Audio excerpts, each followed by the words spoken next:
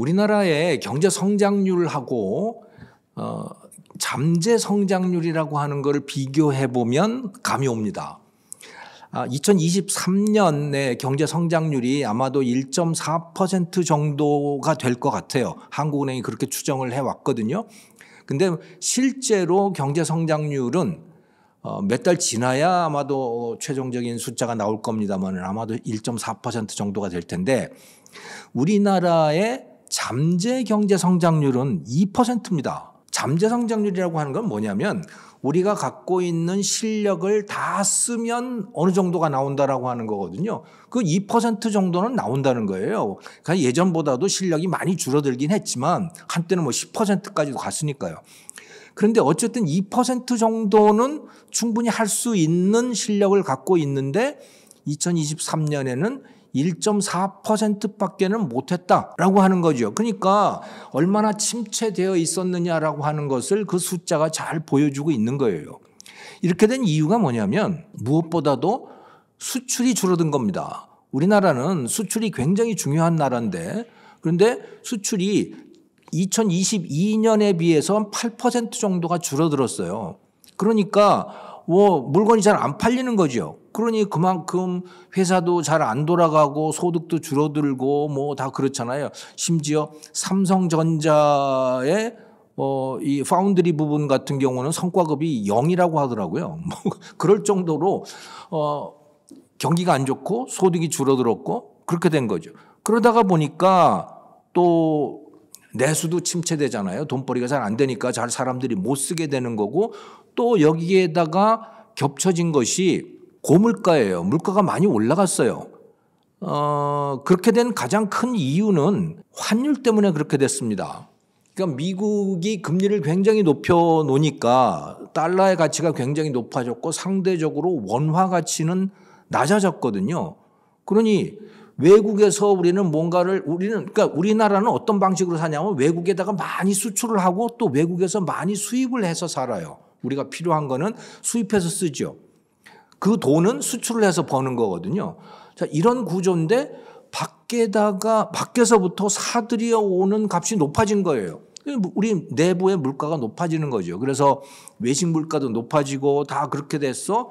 소득은 줄어들다 보니 그만큼 내수도 위축되는 거죠. 그래서 수출 잘한데 내수도 시원찮아 이렇게 되다가 보니까 경기 침체가 올 수밖에 없고 플러스 거기에다가 부동산 부분이 집값들이 많이 떨어졌고 그것 때문에 부동산 프로젝트 파이낸싱 같은 것도 돈 못 갚는 데들도 자꾸 나오고 이렇게 되다 보니까 전반적으로 경기가 침체되는 양상을 보이게 됐던 겁니다.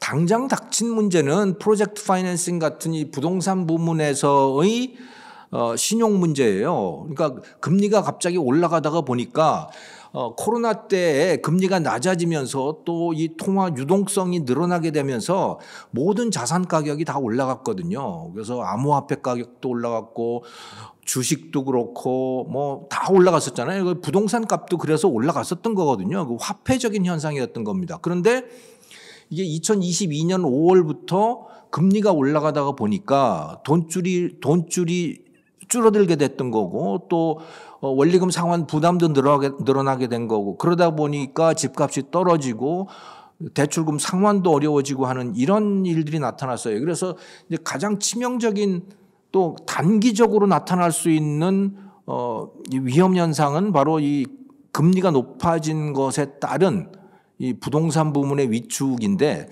사실은 조금 더 길게 보면요. 우리나라가 굉장히 위험한 상황에 들어와 있어요.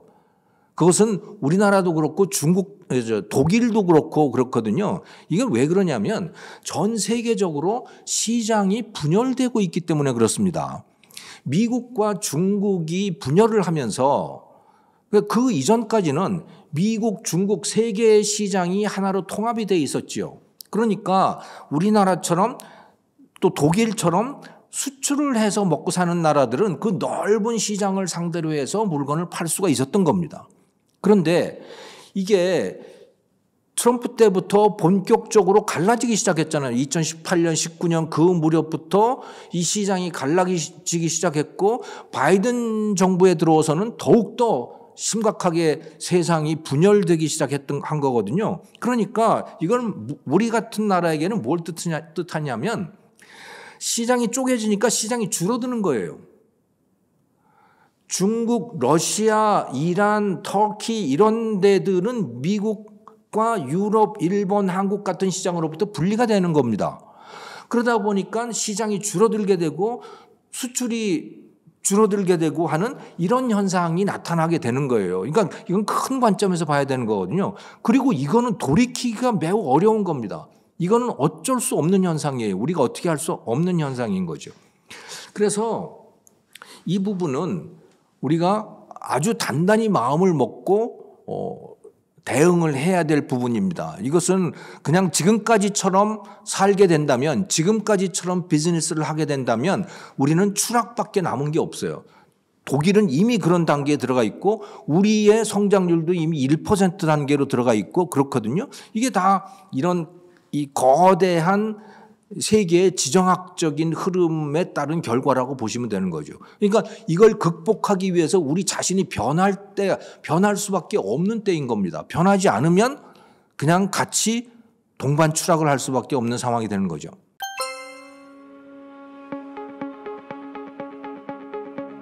이제 미국이 우리의 굉장히 큰 시장으로 다시 등장을 하게 된 겁니다. 왜냐하면 중국이라고 하는 시장이 우리에게는 점점 작아지기 때문에 그런 거죠. 중국이 작아서라기보다 우리하고 충돌이 일어나고 있기 때문에 중국의 중요성이 줄어들고 있는 거예요. 그만큼 미국이라는 나라의 중요성이 커지고 있는데, 그런데 미국도 나름대로 고민이 많은 나라예요. 그래서 미국도 나도 살아야겠다라고 하는 그 미국 우선주의라고 하는 게 굉장히 강하게 대두가 된 거고, 트럼프 대통령 때부터 바이든도 그런 면에서는 별로 다르지 않아요. 그러니까 이게 정치적인 문제인 겁니다. 미국 사람도 살자라고 하는 거예요. 사실은 그건 미국으로서 또는 이 자본주의 국가들로서는 매우 잘못된 태도인 거죠. 나만 살아서 보호주의를 하면 다 같이 죽어버리거든요. 그러니까 자본주의가 성하게 되는, 번영하게 되는 그 비결은 서로 개방을 하는 건데, 큰 나라들이 문을 닫게 되면 다 같이 문을 닫는 현상이 나타나거든요. 그런데 미국 대선이 그런 촉매제가 될 가능성이 매우 높아요. 왜냐하면 10중 8구는 2024년 미국 대선에서 11월 달인 거죠. 미국 대선에서 아마도 현재 바이든 대통령하고 또 공화당 측에서는 트럼프 후보가 맞붙을 가능성이 매우 높습니다. 그런데 트럼프의 대표적인 정책이 뭐냐면 아메리카 퍼스트예요. 미국 우선주의예요. 미국 제일주의죠. 다른 나라들은 알 거 없고 어쨌든 미국만 잘 살면 되는 거야. 그래서 미국에 수입되는 물건들의 고율의 관세를 부과하는 거죠. 이미 중국산에 대해서 25% 관세를 부과했잖아요. 네. 그것이 더욱 심해질 가능성이 높습니다. 그러니까 당선되기 위해서 미국의 중서부의 백인들, 또 중서부의 공장에 다니는 백인들이 주로 그 트럼프 지지자들이에요. 그러니까 그들의 지지를 받기 위해서 더욱더 보호주의로 치달을 가능성이 매우 높습니다. 그 트럼프는. 자, 트럼프가 그렇게 해서 지지자들의 환심을 사면 바이든은 어떻겠어요? 바이든도 뭐 그런 비슷한 정책을 해야 될 거 아니에요? 그래서 이 보호주의 공약 경쟁이 일어날 가능성이 높고요. 그렇게 되면 참 우리같이 수출을 해서 먹고 살아야 되는 나라들은 아주 난감한 상황이 되는 거죠. 그래서 뭐 여러 가지 면에서 이 수출 전망이 좋지 않다. 전반적으로 보면 이제 그동안에 2022년 5월부터 특히 문제가 되었던 이 고금리로 인한 경기 침체 상황이 어느 정도는 해소가 될 수 있다.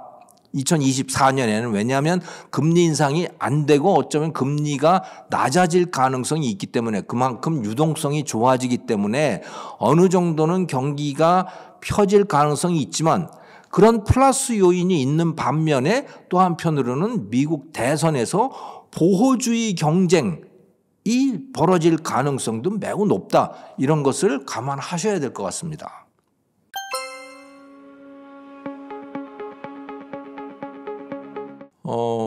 현재를 기준으로 하면 중국이 위협 요인인 것은 분명한 사실입니다. 중국이 우리를 위협해서가 아니고 이 정치 경제적인 세계 질서가 중국 시장을 우리가 활용하지 못할 상황들을 자꾸 만들어 놓기 때문인 거죠.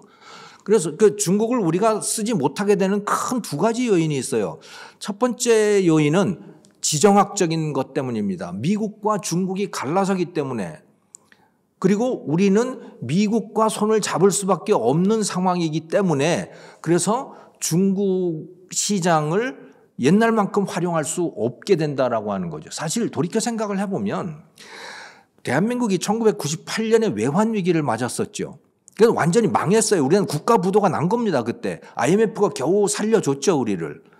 그럼에도 불구하고 우리는 3년 만에 그걸 완전히 깨끗하게 갚아나갔어요. 그 빚을 다 갚은 거예요, 그때. 정말 그렇게 할 수 있었던 거는 이건 세계 이 경제 성장의 역사에서 굉장히 드문 일이거든요. 정말 훌륭하게 이걸 해낸 거죠. 그런데 그렇게 할 수 있었던 큰 몇 가지 요인이 있었는데 그중 한 가지가 중국이었던 겁니다. 그 무렵에 2001년에 중국이 WTO 가입을 하게 됐던 것이고요. 그러면서 중국이 세계의 공장으로 변해갔던 거거든요. 그 중국은 우리에게 어떤 의미가 있었느냐? 우리는 중국보다 여러 단계에 앞서 있었던 거죠. 그래서 우리는 중국보다 훨씬 기술이 앞서 있었던 거고, 자본도 많았던 거고, 마케팅 노하우도 훨씬 뛰어났던 거고, 그런데 우리는 인건비가 비쌌던 거예요. 비싸진 거예요. 근데 중국이라고 하는 새로운 경제가 생겨난 거죠. 우리 옆에 바로. 그래서 그 중국이 세계를 향해서 활짝 문을 연 거예요. 우리가 거기를 들어간 거예요. 들어가서 우리의 자본과 우리의 노하우를 갖고 중국의 노동력과 결합을 시켜서 좋고 싼 물건을 만들어서 세계에다 수출을 했던 거죠. 그것은 중국의 성공이기도 하고 대한민국의 성공이기도 했던 겁니다. 그런데 이게 이제 잘 안 되는 거예요. 왜냐하면 미국하고 중국이 갈라지기 시작했고 유럽하고 중국도 갈라지기 시작한 거고, 이렇게 되면서 우리가 그런 시스템을 활용하기가 매우 불편해졌다라고 하는 점이고, 또 다른 하나는요, 중국의 실력 자체가 늘어난 겁니다. 중국의 실력이 굉장히 좋아져서 그래서 이제 우리하고 거의 비슷한 것을 만들어내기 시작한 거예요. 그래서 예를 들어 반도체 같은 경우도 생각을 해보면 2020년에요. 이미 화웨이가 스마트폰을 만드는데 그 화웨이 스마트폰이 삼성 갤럭시하고 거의 같은 수준이었어요. 그래서 이 글로벌 시장에서 화웨이 스마트폰이 삼성 스마트폰의 시장 점유율을 추월을 했습니다. 이미 그때. 그런데 그때 미국이 반도체와 관련해서 이 화웨이를 규제하기 시작했어요. 그래서 화웨이가 대만의 TSMC로부터 반도체를 조달하지 못하도록 차단을 해버린 겁니다. 그러니까 화웨이가 스마트폰을 만들 수 없게 됐던 거고, 그래서 삼성 스마트폰이 사실은 살아났다고 봐야 되는 거예요. 그때 만약에 그런 차단 조치가 없었더라면 아마도 삼성 스마트폰은 1990년대 말에 일본의 소니와 도시바와 이런 데들이 삼성과 LG에 추월당했듯이 똑같은 일을 아마도 당했을 거라고 저는 봐요. 그러니까 그만큼 중국이 실력이 올라와 있었던 거죠. 지금도 이미 그렇게 돼 있던 거고, 배터리나 그러니까 2차 전지 같은 경우는 이미 그렇게 된 거고, 자동차도 이미 그렇게 된 거고, 그런 거죠. 자, 그러니 옛날처럼 우리의 노하우와 자본을 가지고 중국의 노동력과 결합해서 뭔가를 만들어서 수출을 한다는, 이거는 이제는 그런 세상은 없는 거예요. 이제 그건 끝났어요. 근데 그게 교묘하게도 미중 갈등 시기와 딱 맞아떨어진 거예요. 그게 지금 겹친 거죠. 그래서 사실은 미중 갈등이 없다고 하더라도 어차피 한국은 중국과 같이 갈 수 없는 상황이었던 겁니다. 중국에게 추월당했을 가능성이 매우 높은 상황인 거예요. 아마 2023년에 이미 그렇게 됐을 거라고 저는 봐요. 그런데 교묘하게도 미중 갈등이 거기에 딱 끼어들었던 거고 한국 기업들이 어쩌면 구사일생으로 살아남은 것일 수 있습니다. 지금 뭐 그런 일은 벌어지지 않았지만, 네. 그래서 그런 의미에서 본다면 중국이 위험 요인이기도 하고 어쩌면 구사일생을 한 것일 수도 있고 뭐 그런 거예요. 네. 그래서 중국을 이제는 더 이상 쓸 수 없다라고 하는 거, 우리 입장에서는 중국과 같이 갈 수 없다라고 하는 그런 위협 요인이 하나 있고, 또 다른 것은 중국의 내수 시장이 이제 줄어들고 있는 겁니다. 중국의 내수 시장. 중국 사람들이 이제 구매력이 없어졌어요. 왜냐하면 중국의 부동산이 추락을 하고 있고 또 중국 스스로도 중국 안에서도 이 경기 침체가 너무나 심각해서 사람들이 이제 임금 수준이 떨어지고 있고, 그러다가 보니까 이 동남아 일대 또 이 동아시아, 한국도 그렇고 일본도 그렇고 이 동남아도 그렇고 중국 관광객이 넘쳐났었잖아요. 생각을 해보면 코로나 이전에 중국 관광객들이 그야말로 뭐 거의 인해전술처럼 이 관광시장을 가득 채웠을 정도였습니다. 그런데 이제 코로나 다 끝났는데 어때요? 이제 우리나라에도 중국 관광객 많지 않습니다. 일본에도 별로 많지 않고요. 동남아에도 중국 관광객들이 별로 많지 않아요. 왜? 돈이 없거든요. 그러니까 소비를 안 하는 거예요. 소비가 줄어드는 거예요. 그러니 한국산 소비도 당연히 줄어들게 되는 거죠. 그들의 애국 소비의 성향도 생겨났기 때문이기도 하지만 또 한편으로는 그들의 소비 자체가 줄어들기 때문에 우리가 그 시장을 활용할 수 있는 가능성도 줄어든다. 그래서 여러 가지 요인으로 여러 가지 경로를 통해서 이제 중국 시장이 우리에게 그다지 크게 도움이 되지 않는 상태로 점점 나아가고 있다. 이렇게 이해가 됩니다.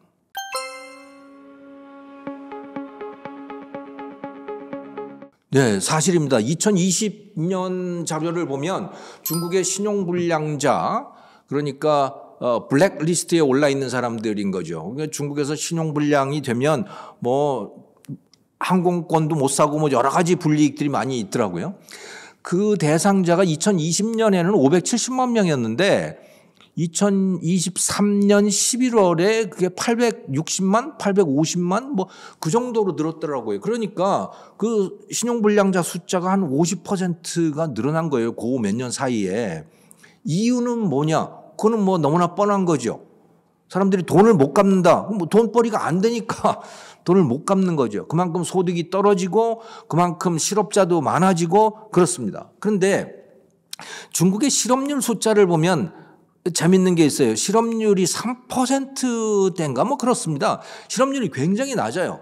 그런데 청년 실업률은 지난 6월에 21.3%까지 갔다가 그 뒤로는 발표를 중단했어요. 자, 이게 뭐냐면 중국의 실업률은요, 일주일에 1시간만 일을 해도 일을 한 거가 됩니다. 우리나라의 실업률 계산을 할 때는 8시간인가 그래요. 일주일에 8시간은 일해야 그것이 근로인 것으로 고용된 것으로 간주가 되죠. 그런데 중국은 1시간만 일해도 되는 거예요.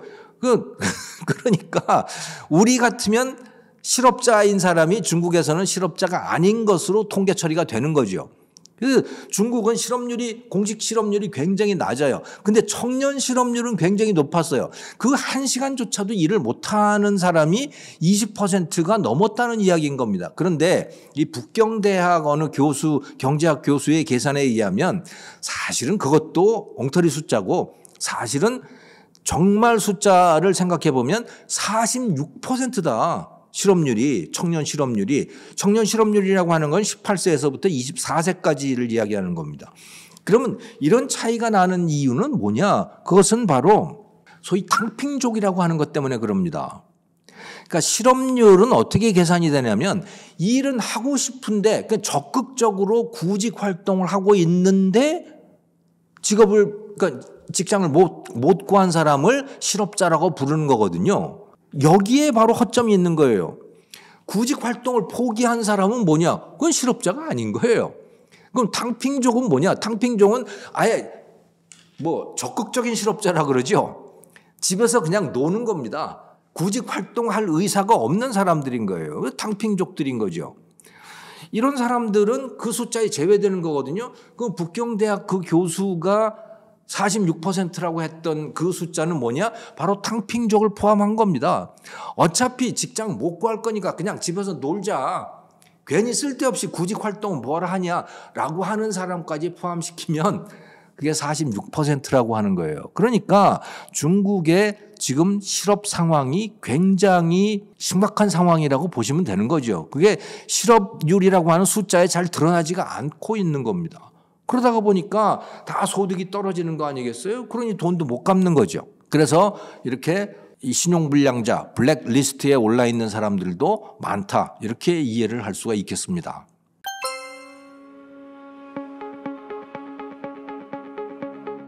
중국 경제 회복되기 쉽지가 않습니다. 왜냐하면 이 구조를 살펴보면 그래요. 이 구조가 중국은 GDP라고 하는 것은 그 나라 사람들이 생산을 한 거잖아요. 그 생산을 하면 그걸 가지고 이제 소비도 하고 투자도 하고 공공부문도 쓰고 이렇게 하지 않습니까? 근데 중국은 소비가 한 37%가 되고 투자가 43%인가 그렇게 돼요. 이제 정확한 숫자는 제가 기억이 안 나는데 아무튼 소비보다 투자가 많은 나라입니다. 중국은. 미국 같은 경우는 소비가 한 80% 되고 투자가 10%대예요. 근데 중국은 소비보다 투자가 굉장히 많은 나라이거든요. 자, 그런데 그 소비부터 한번 따져볼까요? 소비가 계속해서 줄어들고 있는 거예요. 소비는 그럼 왜 줄어들고 있느냐? 그것은 크게 보면 두 가지인 거죠. 하나는 지금 그 실업률 낮아졌다는 건 이미 말씀을 드렸잖아요. 그러니까 실업이 많아졌다라고 하는 건 이미 말씀을 드렸습니다. 소득이 떨어진 거예요. 그러니까 그만큼 소비가 줄어들게 되는 거죠. 또 다른 하나는 부동산에서 문제가 생기는 겁니다. 중국 사람들의 전체 자산, 가계 자산 중에 80%가 부동산이거든요. 그럼 뭐 우리나라도 비슷합니다만은 그 부동산 값이 떨어지고 있는 거예요. 부동산 값이 심하게는 중국의 도시들은 1선, 2선, 3선 도시 이렇게 구분이 되는데 3선 도시 같은 경우에는 부동산 값 하락률이 한 20% 정도 됩니다. 한 2년 전에 비해서 20% 정도 값이 떨어졌어요. 그러면 그만큼 자기 재산이 줄어들었잖아요. 그럼 돈을 쓸 수가 없는 거죠. 자, 그래서 소득 줄어들고 재산 줄어들고 플러스 또 뭐가 있냐면 전쟁 분위기입니다. 그러니까 중국 전체적으로 전쟁 분위기가 아주 짙어요. 그래서 이것은 그러니까 제가 관광객 말씀도 드렸습니다마는 중국 사람들이 외국 관광 안 나간다 이제. 그런데요, 외국인들도 중국 관광을 안 합니다. 중국 관광지에 가보면 외국인들이 없어요. 왜 없느냐? 무서워서 없는 거예요. 중국 가서 말 잘못하다가는 중국 가서 중국인이랑 말 잘못하다가는 잘못하면 스파이로 걸릴 수가 있는 거예요. 그 상대방이 왜? 너 중국의 국가 기밀을 저 외국인한테 넘긴 거 아니야? 이렇게 얼마든지 될 수가 있는 상황이거든요. 왜냐하면 스파이에 대한 판단 기준이 아주 애매모호한 법이 새로 만들어진 거예요. 그러니까 외국인들도 그렇게 무섭잖아요. 중국 가서 뭔가 중국인들과 대화하기가. 그럼 중국인들은 안 그렇겠어요? 당연한 거죠. 중국 전체적으로 보면 이 전쟁 분위기가 아주 팽배한 겁니다. 그 전쟁은 뭐냐? 대만을 점령하기 위한 전쟁인 거죠. 그래서 중국의 상당수의 사람들이 우리나라는 바로 중화인민공화국을 말하는 거죠. 우리 중화인민공화국이 타이완을 가서 언젠가는 점령할 전쟁을 벌릴 거야. 그게 역사적인 과업이거든요. 자, 그런데 그 전쟁이 벌어지면 어떻게 돼요? 지금 어떤 준비를 해야 됩니까? 돈을 모아야 되잖아요. 왜? 전쟁이 벌어지게 되면 그 전쟁은 분명히 필시 미국과의 전쟁이 될 가능성이 높고 미국은 중국에 대한 제재를 할 가능성이 매우 높고 그렇게 되면 중국 경제는 어떻게 되겠어요?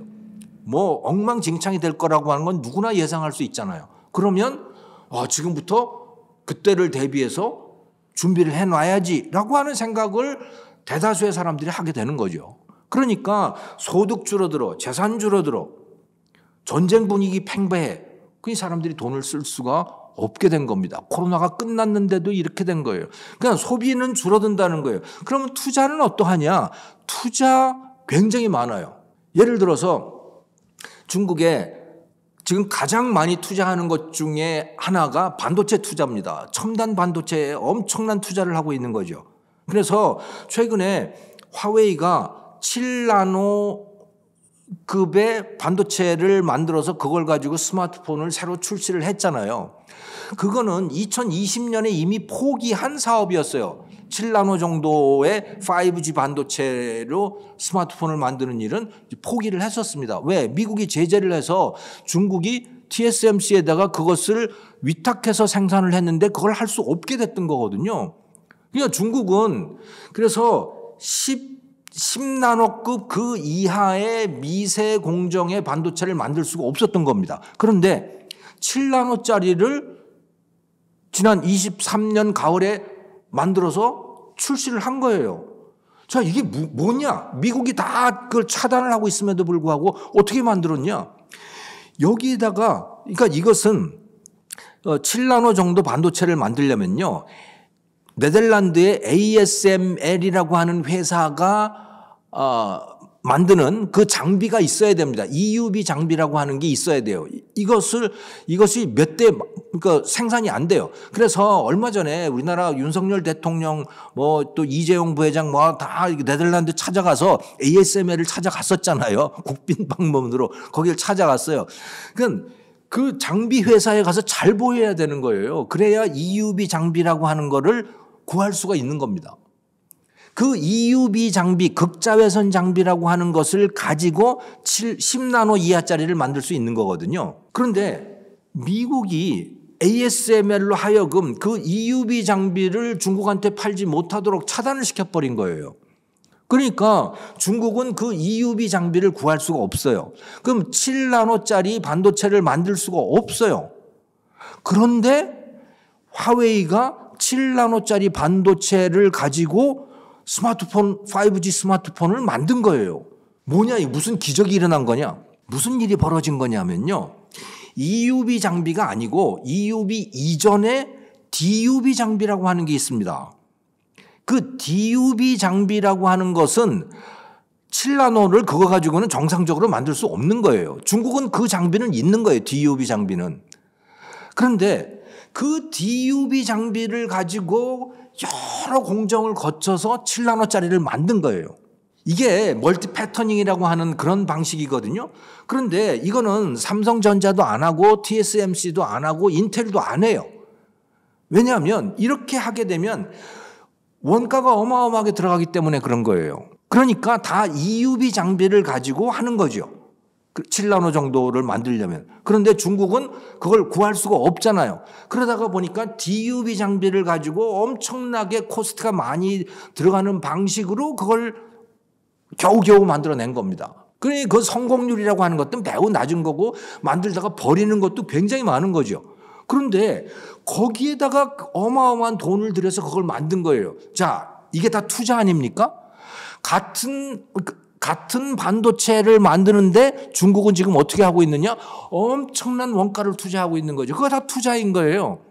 그러면 투자 수익률이 어떻게 되겠습니까? 매우 낮을 수밖에 없는 거죠. 엄청난 낭비가 발생하고 있는 겁니다. 이것은 여기뿐만이 아니고 항공모함을 만드는 것도 그렇고 미사일을 만드는 과정도 그렇고 우주 그 인공위성을 쏘아 올리는 것도 그렇고 중국은 여기에 엄청난 돈을 지금 투입을 하고 있는 거예요. 그게 다 투자인 겁니다. 근데 수익률은 낮아요. 왜? 기술이 그만큼 떨어지기 때문에 그런 거죠. 그러니까 보세요. 굉장히 많은 부분을 투자하고 있는데 투자 수익률은 낮아.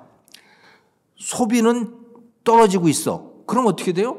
그만큼 경제 성장률은 낮아지고 있다. 이렇게 보시면 되는 거죠.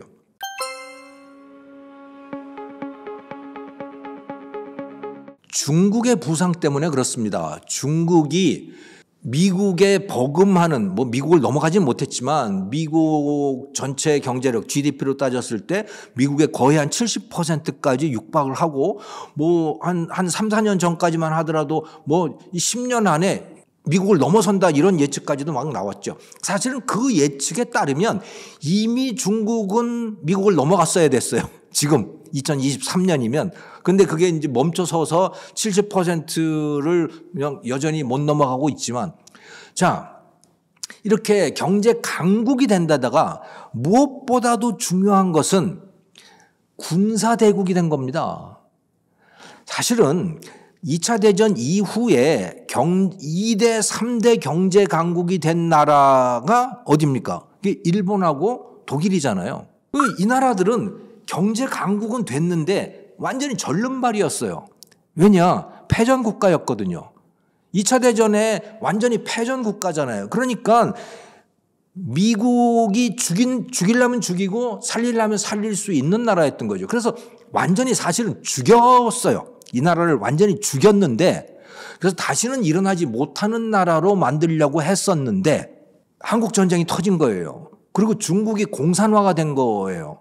그러고 보니까 이거 안 되겠네. 소련이 너무나 커지겠네. 이런 생각이 든 거죠. 그게 그 배후에 다 소련이 있었기 때문에. 그래서 일본과 독일을 키워서 소련의 팽창을 막아야겠다. 그리고 일본과 독일이 공산화되는 것을 막아야겠다라고 하는 그런 전략의 변경이 있었던 겁니다. 그러면서 일본과 중국의 경제를 키워준 거죠.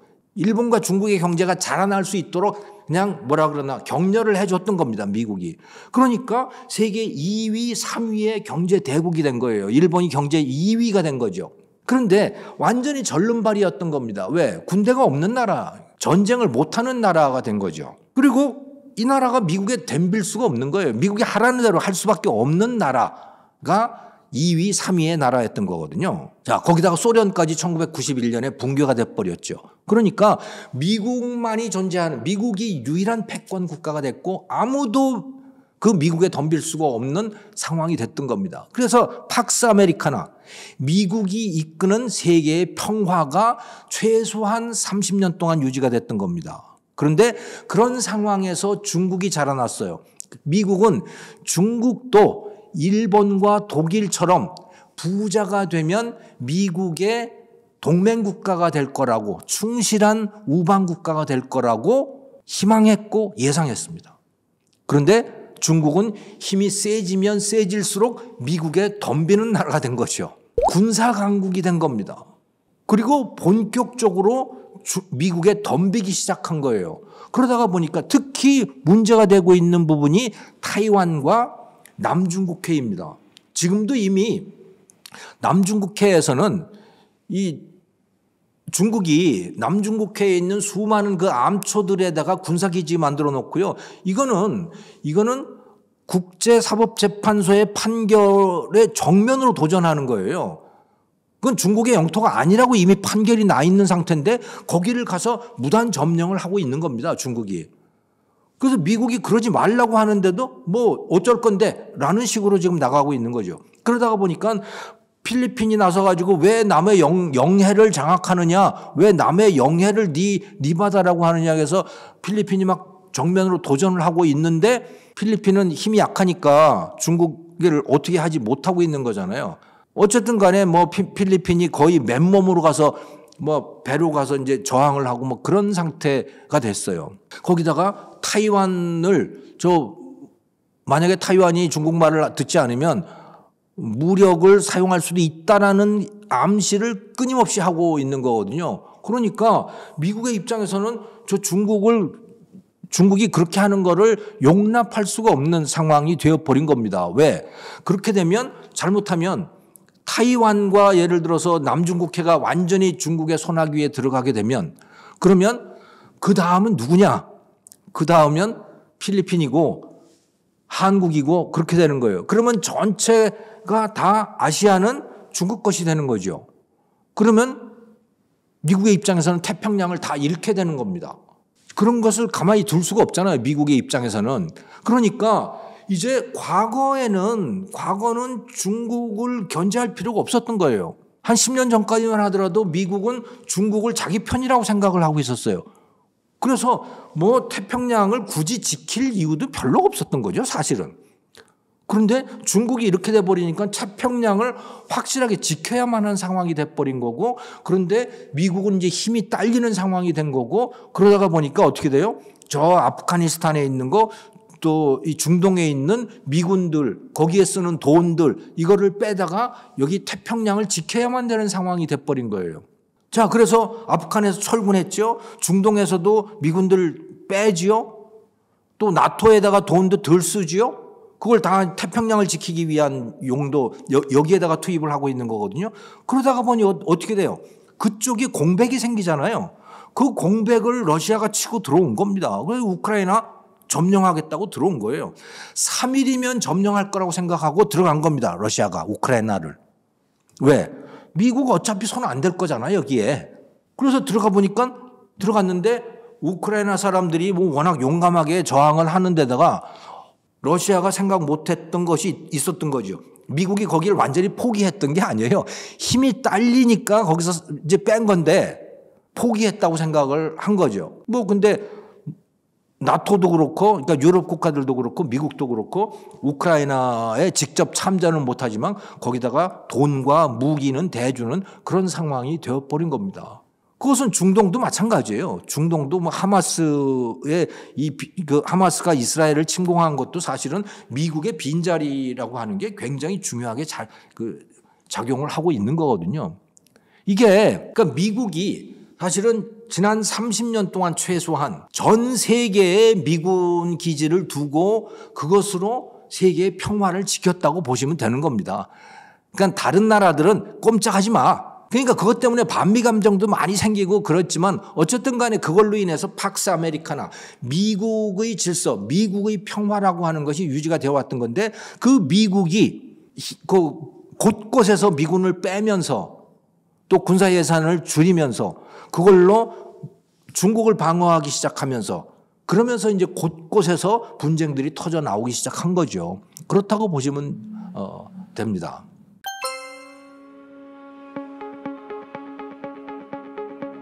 이거 참 해결되기 어려울 거라고 봐요. 이건 이게 세계대전으로 번질 거냐, 뭐 그건 차후의 문제지만 최소한 이스라엘과 하마스 또 후티 반군과의 이 갈등은 잘 해결되기가 어렵다. 그리고 이것은 헤즈볼라 같은 곳으로 번질 가능성도 있다. 이렇게 봅니다. 왜냐? 하마스가 이스라엘을 공격을 해서 그래서 이스라엘 사람들이 1000명이 넘게 죽었고 그러다 보니까 이스라엘은 당연히 보복을 하겠죠. 근데 이스라엘은 그들의 뭐 공식화되어 있는 문서화되어 있는 원칙은 아니지만 이스라엘이 늘 철칙처럼 따르고 있는 게 10배 보복이에요.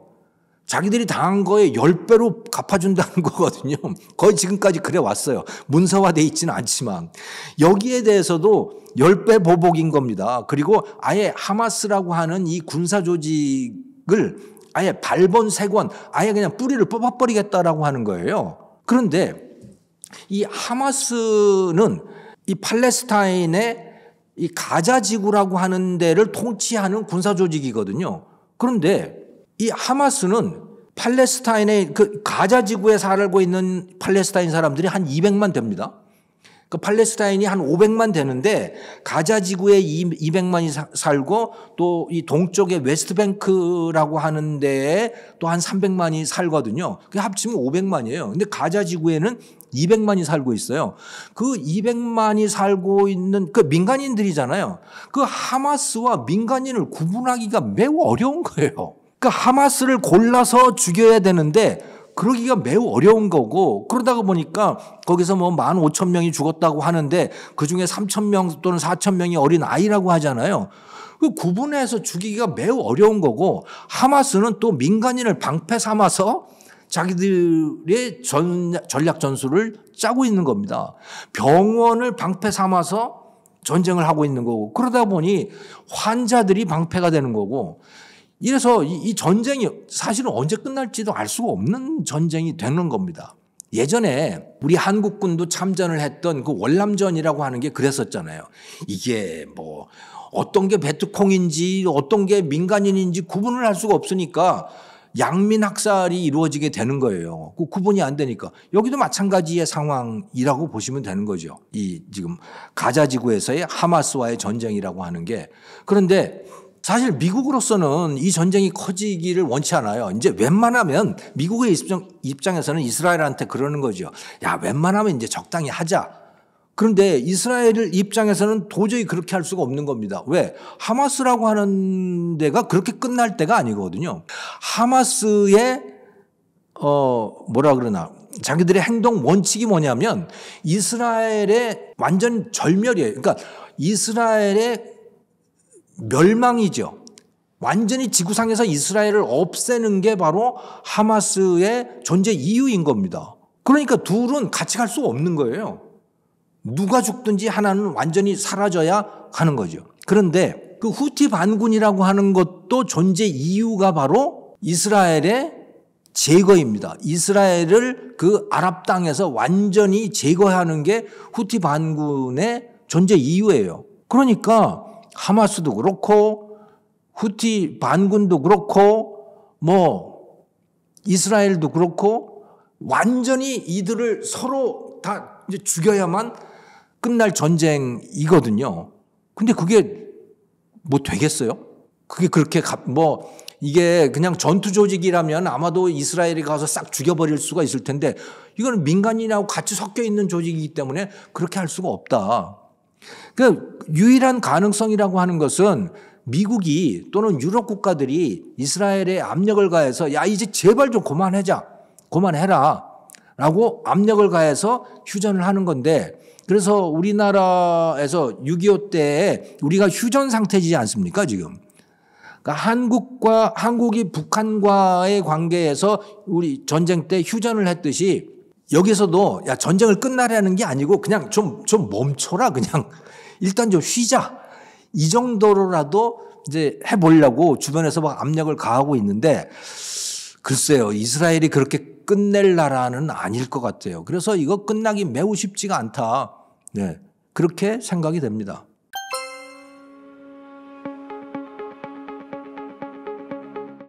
저는 가능성이 있다고 봅니다. 이 북한 이슈는 북한의 공격 가능성은 북한과 남한을 따로 띄워놓고 보면 저는 가능성이 없다고 봐요.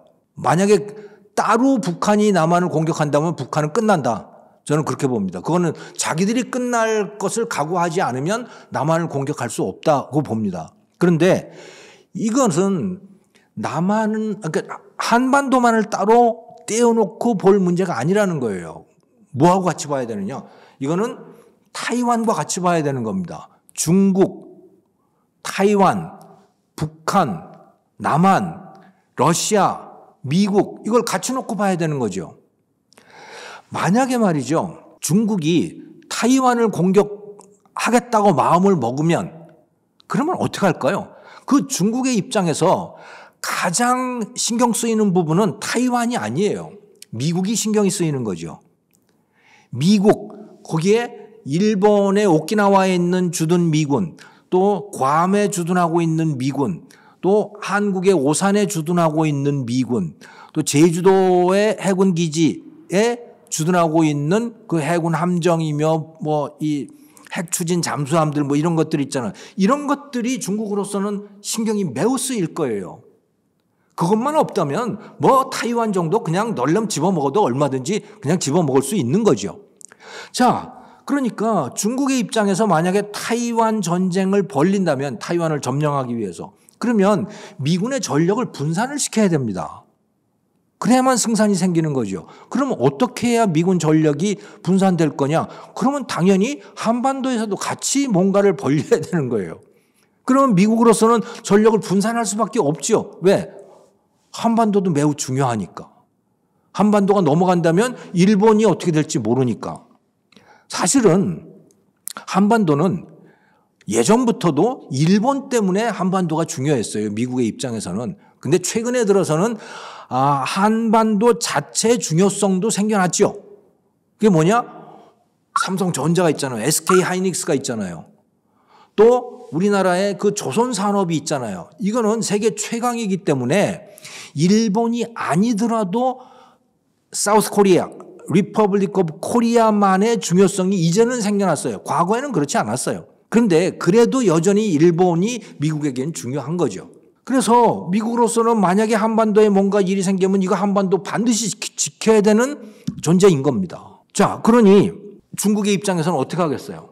당연히 대만과 여기에서 같이 한반도에서 같이 일을 벌이고 싶어 하겠죠. 그런데 한반도에서 북한은 어떠냐?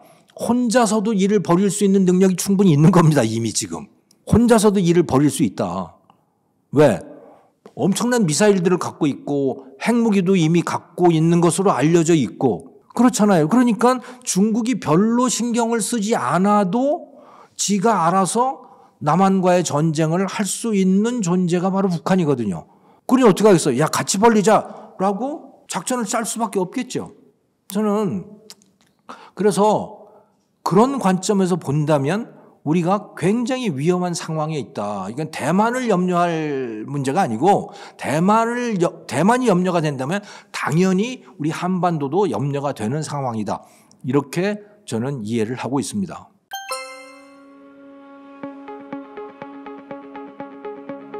중국이 대만을 침략할 가능성.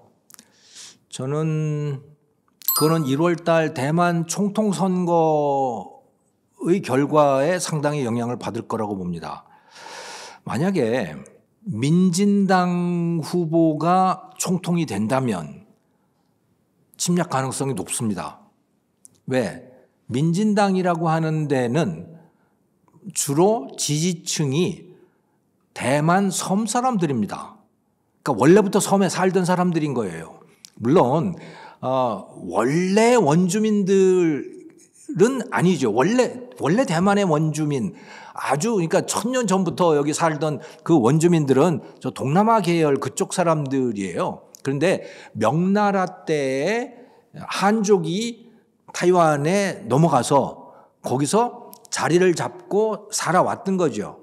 그래서 한족들이 살고 있는데 그 예전부터 살고 있던 섬사람 한족들 그들의 지지를 받는 정당이 민진당입니다. 그 민진당은 기본적으로 중국과 합병되는 걸 원치 않아요. 그냥 타이완 독립을 더 원하는 그런 입장인 거죠. 그런데 다만 타이완 독립을 하겠다고 공식적으로 발표를 하게 되면 그거는 뭐 분명히 중국이 그때부터 군사행동을 시작합니다. 그건 확실합니다. 그러니까 독립이라는 말을 입에 올리지는 않지만 그들이 추구하는 대부분의 정책들은 독립을 염두에 둔 정책들이에요. 그게 민진당입니다. 그러니까 민진당이 1월에 선거에서 승리를 하게 된다면 타이완은 계속 독립을 지향하는 정책들을 펴게 될 것이고 그것은 중국 본토의 중화인민공화국 시진핑의 공산당의 입장에서는 도저히 용납할 수 없는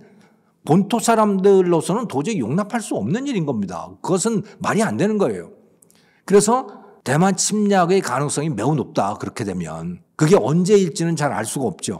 그런데 아마도 지금 중국의 경제력이 계속해서 성장을 하는 추세가 아니고 오히려 위축되고 있는 그런 상황이기 때문에 더 늦기 전에 아주 경제가 위축되기 전에 뭔가를 벌려야 되는 상황인 겁니다. 민진당이 계속 집권을 한다면 말이죠.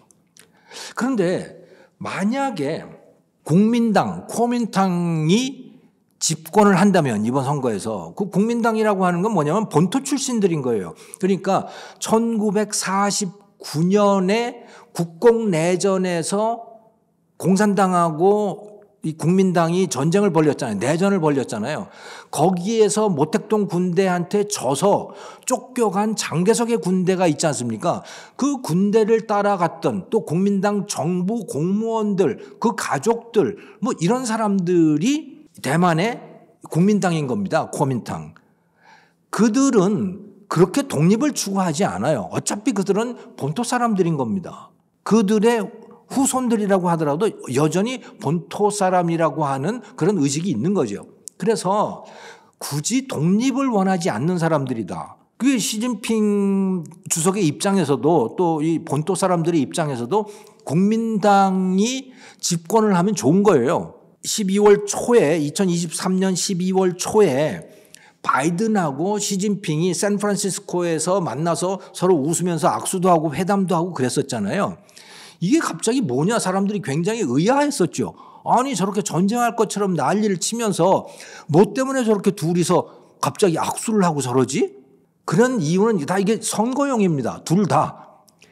바이든도 대선에서 뭔가 평화 무드를 조성을 해서 그래서 미국 유권자들의 지지를 좀 늘리고 싶어 하는 것이고 전쟁은 싫어하니까 어쨌든 간에 미국 국민도. 시진핑의 입장에서도 1월 달에 2024년 1월 달에 대만 선거가 있는데 거기에서 국민당이 승리하기를 원하는 거예요. 그러려면 전쟁은 아니야. 본토가 타이완 사람들을 완전히 뭐 노예처럼 그렇게 잡아먹는 거 아니야 라고 하는 이미지를 줘야 되잖아요. 그런 평화 무드를 조성을 해야 되지 않습니까? 그러기 위한 선거용이다. 그러니까 많은 사람들이 그렇게 이해를 하고 있는 것이죠. 그렇게 보면 충분히 이해가 되는 정상회담이었습니다. 이 12월 달에 시진핑 바이든 정상회담이. 자, 그러니까 이 시진핑도 대만의 코민탕이 승리하기를 원하는 거예요. 자, 그러면 어떻게 되느냐? 그러면 얼마든지 둘 간의 평화 무드가 조성될 수가 있는 거죠. 즉 본토와 타이완 정권 간의 평화 무드가 조성이 될 수가 있는 거고, 그러면 뭐 그렇게 강압적이지 않더라도 홍콩처럼 그렇게 강압적인 방법이 아니라 뭐 긴 시간을 두고 얼마든지 평화적으로 통일을 이룰 수 있는 가능성을 엿볼 수가 있는 거죠. 네. 그러니까 중국 본토의 입장에서는 국민당이 그렇게 되는 것을 원하는 것이고, 그렇게 되면 굳이 전쟁을 벌이지 않아도 되는 것이고, 그러면 대만 전쟁의 가능성도 낮아진다 이렇게 봐야 되겠죠. 그래서 중국의 대만 침략 가능성은 이번 선거 결과가 어떠한지에 상당히 달려 있다. 저는 이렇게 이해를 하고 있습니다.